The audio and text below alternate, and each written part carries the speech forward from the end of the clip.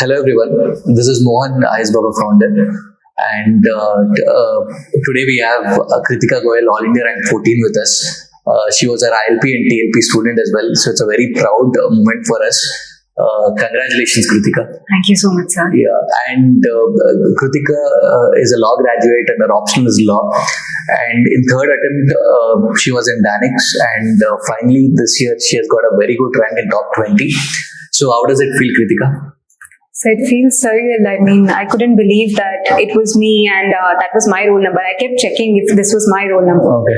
So it still has to sink in that it has happened. So usually, when I was giving the exam also, Yes. so after the interview we see a final list. So and usually we see it from the bottom. Yeah. I used to do that. Yes. So did you do something like that, or directly you saw your name in the first list? So actually what happened that day was because everybody knew that results are coming up. So we were on the phone, but then we got to know it's coming probably at 4 o'clock. Yeah. Then at 1 o'clock, I left my phone, went to have lunch, then came back, and by the time I came back, the results had been announced. And I got a lot of calls and messages, but they didn't tell me the rank. Okay. So I just downloaded, I just opened my internet, downloaded the file, and I closed the internet. And then I had decided always that I will search it from my roll number because there are more Kritikas also, Yeah. I know from means. I'll search from there, but then on the very first page, I saw, okay, this is my name. So yeah, that the way I thought it would go, but that didn't go like that. So it was on the first page itself. Okay, nice. In fact, the results were supposed to be announced on Monday. I still Yes. remember. And Yes. So how was that day? Like tense moment, and then it got postponed to the next day, Tuesday. The results Yes, were sir. announced. So how was it? So I think both these days we couldn't focus. Prelims was approaching on 28th. We couldn't approach prelims properly, and then a lot of prep was still there. I think those days, even for the family itself, it went in a lot of nervousness. They were not talking so much that result is coming, but everybody knew in their hearts that we should be quiet. It is going to happen. Anything is going to happen. So both of those days were very, very filled with a lot of anxiety. Yeah, it is just like before you go for a race, right? Yes, Before sir. they blow the whistle, Yes. that moment, the last few moments, Exactly. yeah, it is similar to that. Yes, sir. Yeah. Coming to your preparation, so what I personally feel is a student who is clearing it in the first attempt and a student who is clearing it in third attempt, fourth attempt, fifth attempt, there's a lot of experience that comes with it, and you would have seen a lot of downs. Yes, sir. And it would have made you more stronger and more determined, and that is what this exam expects. Yes. So how was your journey, Kritika? If you can tell more about your journey, the ups and downs in your journey, that would help a lot of students. So my journey basically started in the year 2019 when I decided that I would be going for UPSC. First attempt, I think I was not prepared also, and that is why I failed. So I knew about that. But in second attempt, I put in a lot of efforts. I did a lot of mocks also, around 60 plus mocks I had given. But when it comes to CSAT, I didn't give even one mock because I thought it will be very easy. And I missed the cutoff by a mark. And the results came out in October 2020. That was October 23, 2020, which also happens to be my father's birthday. So in the morning we celebrated that, and in the evening the results came out. So from October 2020 to December 2020, I think those 2 months went just me crying every time. I think I'd be sleeping, I'll wake up and I'll cry. If I'd be eating, then I'll cry. If I go to the park, I'll cry, because I think it was taking a lot of time for me to sink this in. And I put in a lot of efforts for the first paper, and you don't expect to fail in CSAT. And that was the last thing on my mind, that I will ever fail in CSAT, because in the first paper, I was able to clear even the Forest Services prelims cutoff as well. So then again, I pushed myself. It was January 2021. I again started looking into what is it that I lacked. But it was in January 2021, then I started working on CSAT. Every day, 1 hour I started putting in, because I come from a non-engineering background, so which meant I also have to give a lot of tests for CSAT specifically. So like a lot of people say they gave a lot of tests for the first paper, I did the same for the second paper also. So I was doing that in the simulated environment, right? So from 2 to 4, I would sit so that because when you give the paper in the morning and you're tired, now I wanted to experience that at home itself, that how would I react in that particular situation.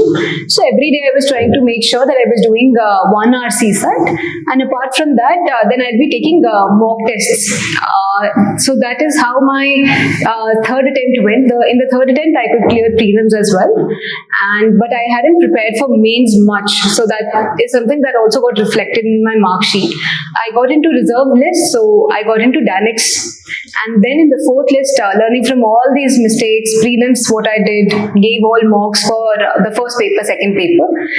In mains as well, a lot of problematic areas I tried to cover that. And I think on interview as well, so last time I scored 179. This time I could improve it to 204.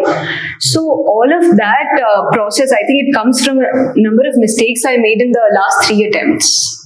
Coming to this prelims, I hope you would have gone through the prelims paper. Yes. So what is your, analysis of it? What do you think when you looked at that paper? So this year's paper is what we're talking about. Yeah. I think when I looked at this year's paper, it is again becoming so tough. Last time we had like 8 questions, I guess, which were about only 1, only 2, but this time the whole paper was just like that. So what it requires now is a change of strategy, I think. Yeah. One. And the second is general awareness becomes more important. Like obviously basic books are important, but then general awareness is much more important, which obviously you can't find always in the books. So remaining attentive, and when you're even reading newspaper, you have to look at now from a different perspective, looking at what is it that the UPSC prelims paper that is asking for. Even that goes for CSAT, being very smart there. What are those questions that you should be choosing? Because if you see, somewhere you will be able to clear the cutoff, and because that's only 66 marks, you'll be able to clear the cutoff, but then you have to be smart in those 2 hours that I should go for logical or English if you're coming from a non-engineering background like me. So I think change of strategy is the need of hour today. Yeah. So just when I was interacting with a lot of students yesterday in Bangalore, so one of the students came and I think she was almost in tears. So all that she said is like, sir, I put every thing I could do. I followed the instructions that was given in the class, whatever you told me, all that. And I sat for 8 hours every day. So I put everything. And still I didn't clear. Yes. I am really not able to understand what went wrong. So do you have anything to say to them? Because I think you would also gone through that phase wherein you feel that you have put in every effort, every kind of, the thing that is required to clear this exam, and you don't even clear the first stage. Right. So if you have any advice to such aspirants, because these are the aspirants who feel really lost, right, especially with a paper like this. Yes. So what do you have to say for them? So I think while hard work is extremely important here, I had also put in a lot of hours into this, 8 hours, 10 hours, whatever was required. But not only hard work works here, I think a lot of smart work is also needed. Because if you're not smart enough and you're just reading, it actually doesn't work in your favor. So you have to be smart enough to see, firstly, analyzing the previous year questions, looking at it, where did I lack? Obviously, somebody told me that when you're not able to clear any stage in this examination, the problem will be you and your strategy. So as much as hours I can put in, but if I'm not strategizing it properly and not analyzing mistakes, I think there where I had also lagged. First attempt, second attempt, third attempt.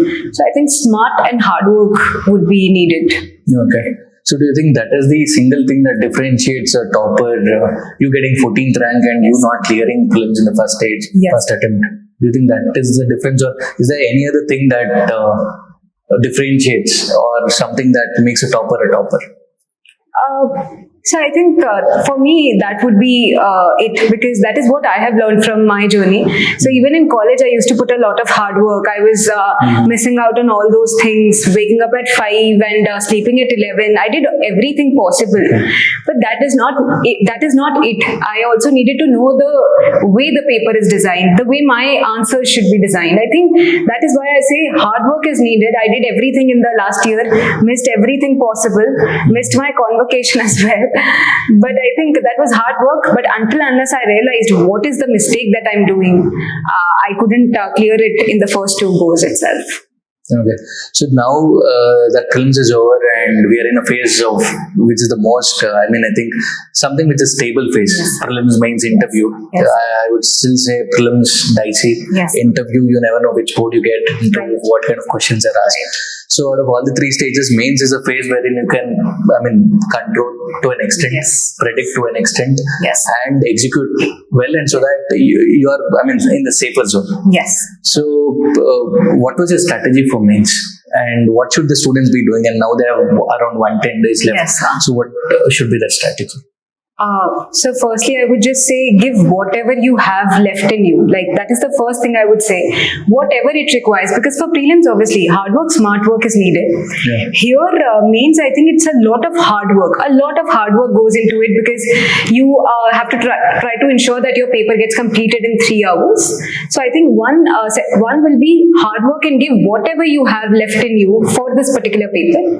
Now for mains, my strategy here was that one, I have to take a number of tests, because the number of tests I will be able to take, my resilience will increase. It will not be that when I come out of the paper I will say my hand is aching and all of that. I didn't want that, so I took a number of tests possible in the same environment, 9 to 12, 2 to 5, but that happened just few days before the examination, and not that when I started means prep I started from 9 to 12, 2 to 5, but that went just before the examination. I did that.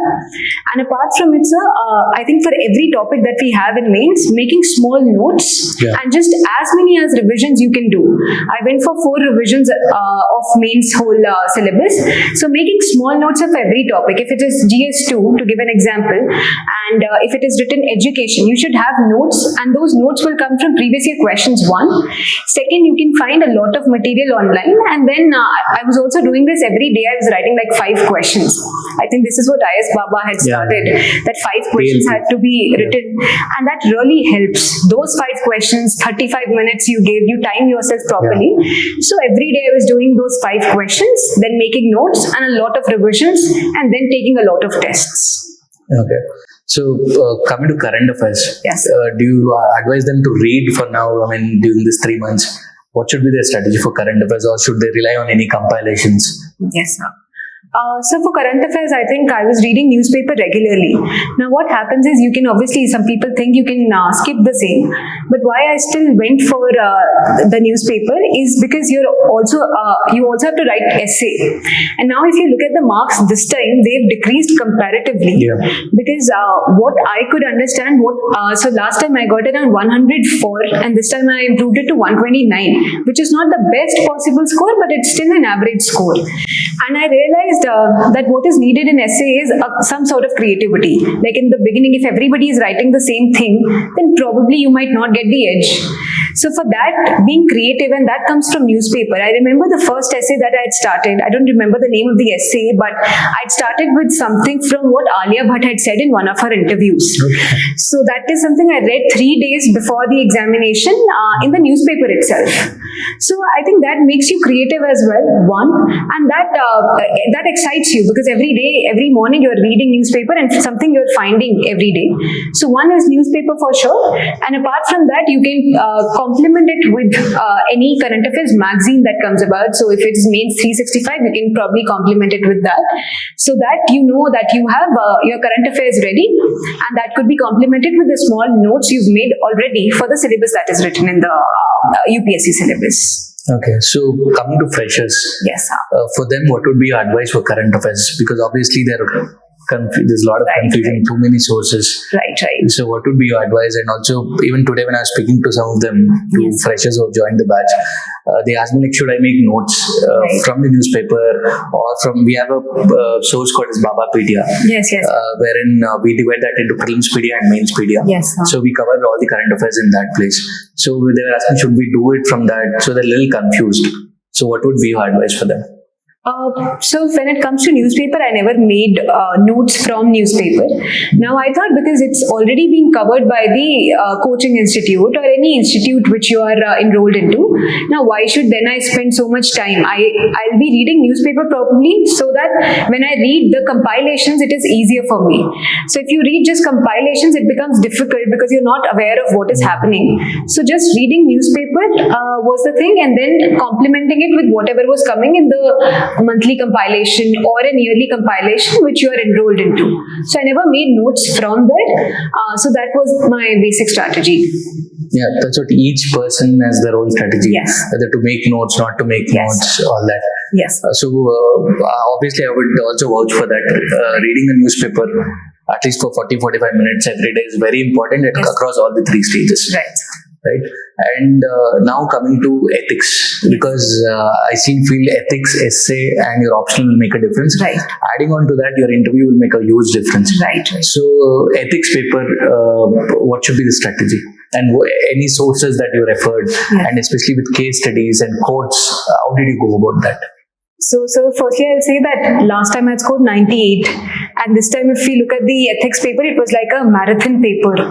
It just didn't end only, but this time I could score 113, which means that I've somewhere still improved. Again, an average score, not the best score possible. But what I did here for ethics was you should be having your small notes for every word that is written in the syllabus and complementing it with a number of examples. Now, these examples also should not be the ones which have been used for a very long period of time. Now, I personally feel, even that Armstrong Palme and Ashok Kemkar, these examples have been used, I think, when I was evaluating, giving feedback in 2016-17. Yes. And even I find these examples even now. Yes, sir. So that is what I did. So I changed these examples this time. Okay. So I was looking at, like, you can find so many of them online. The Better India is one page which provides these IAS officers have done this, IPS officers have done this. So Better India you can probably look into. And apart from that, last year's topper Shruti Sharma ma'am's notes are also there, and she provided these officers that she noted for different words. So one is making notes of all those small things and then complementing it with a number of examples. When it comes to the case study part, now the case studies require a lot of practice, I think. It is mostly about practice because completing those in whatever time you've designated it for that. So that becomes difficult. So if it is 6 case studies, I would devote 15 minutes to each and every case study.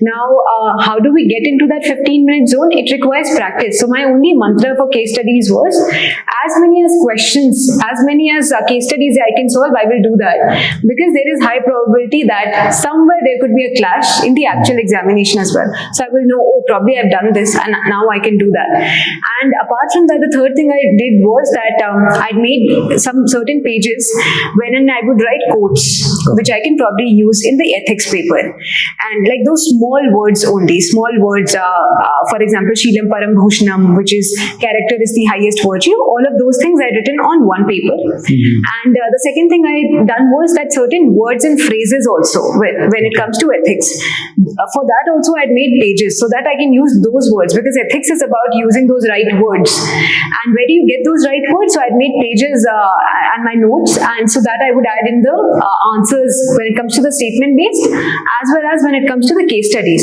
Okay. So that is how I prepared for ethics. Okay. So any particular source that you would suggest?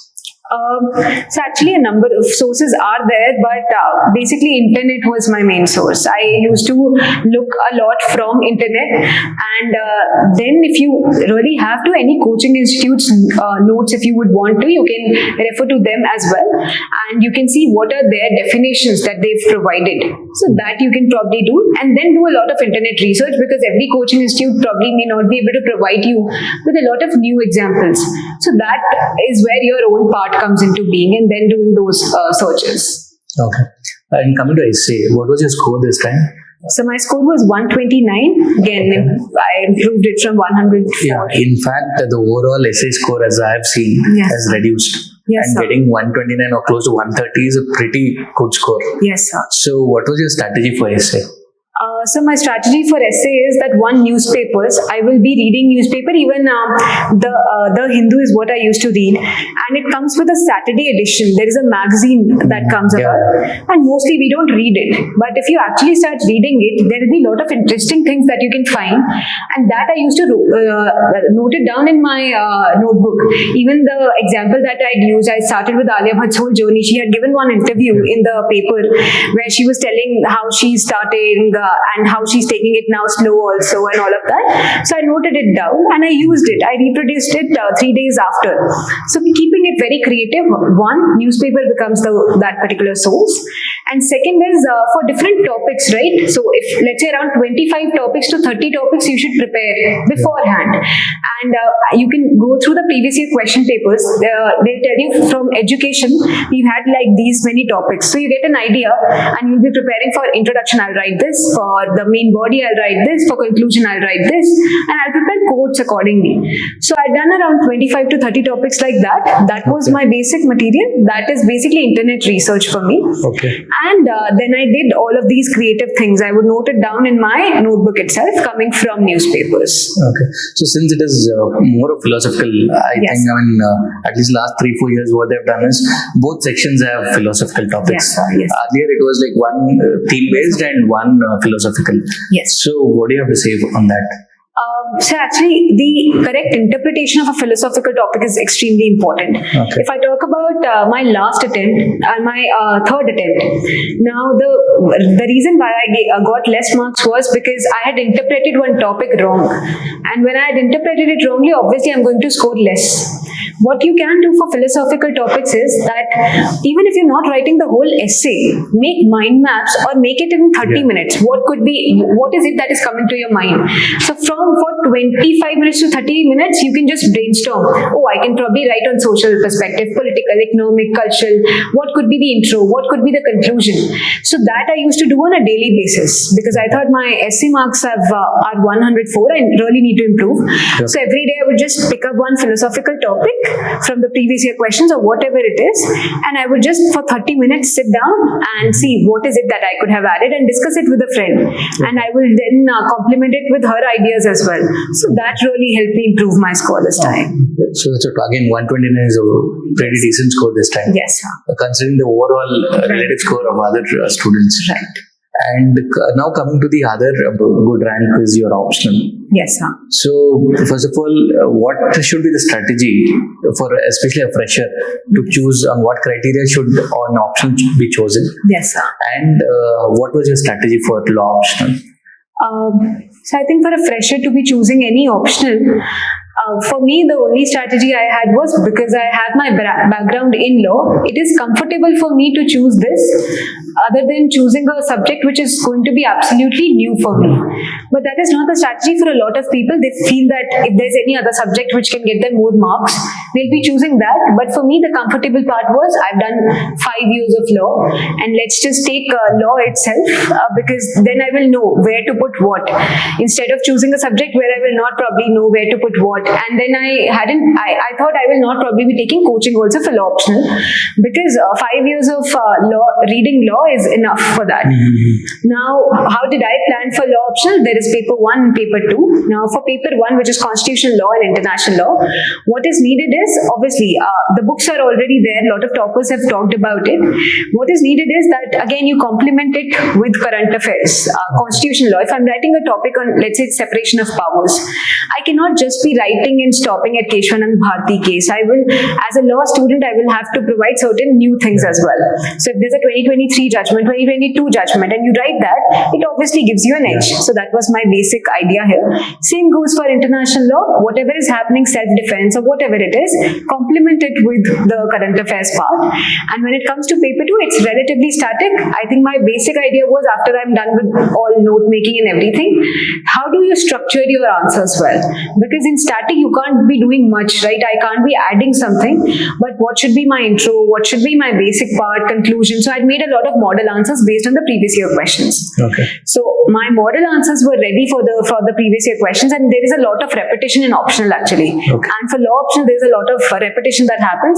So in the actual examination, I had to just reproduce a number of answers I had already prepared. Okay. So for static, I think 2 things. Structuring is very important, and then getting your model answers ready based on the previous year questions. So that was broadly my law optional strategy. Okay, fine. Okay, then finally coming to this question on IASbaba. Yes, sir. So what was IASbaba's role in your journey? And you are an ILP and TLP student as Yes, well. sir. So what do you have to say on that? So in 2019, when I started, I think I enrolled into ILP's ILP program. And the good part about that was because it was prelims oriented, what it did for me was that there were targets already set. Now, because there are targets already set, I would be reading in that direction. How it helps you is that because you're a fresher and you don't know how to make schedules. I also didn't know how to make schedules. So somebody had already made schedule for me, and I just had to come, prepare that, give that test.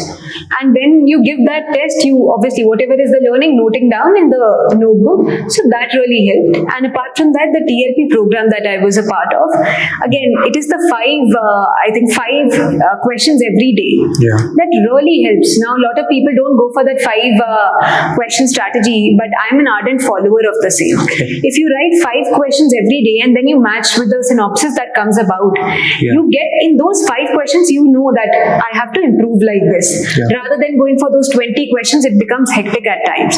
So 5 questions, like for me, the time fixed every day was 6 to 6:35. I will write those 5 questions. Every evening I will do, and in the night I will do that evaluation part.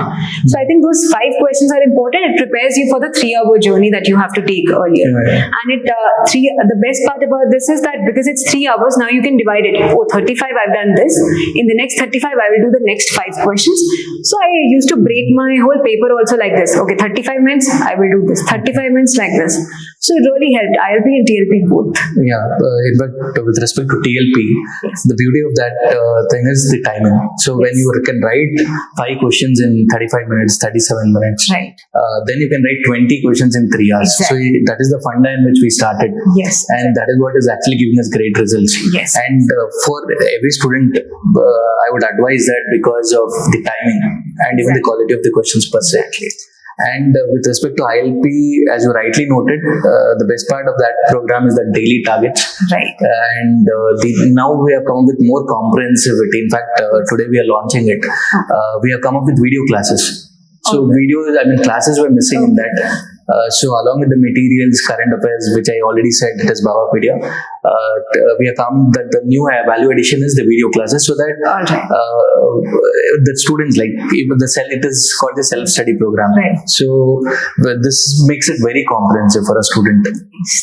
And finally, what is your advice to the fellow students? Like, what do you want to tell them?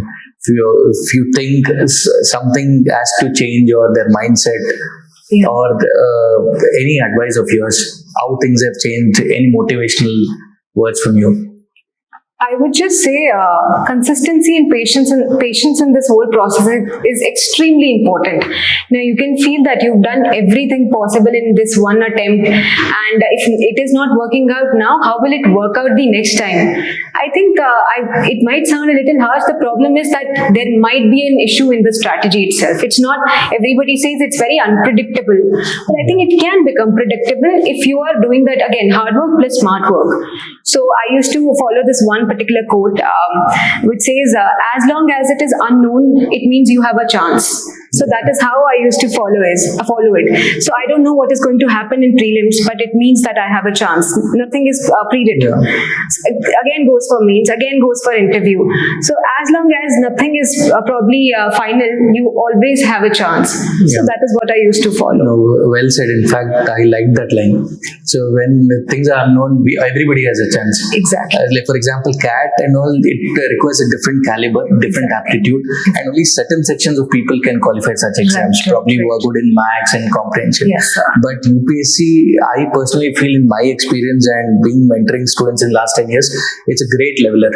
It doesn't differentiate among rich, poor, rural, urban, doctor, lawyer, normal degree, or engineer, right? Exactly. So that is the beauty of the examination.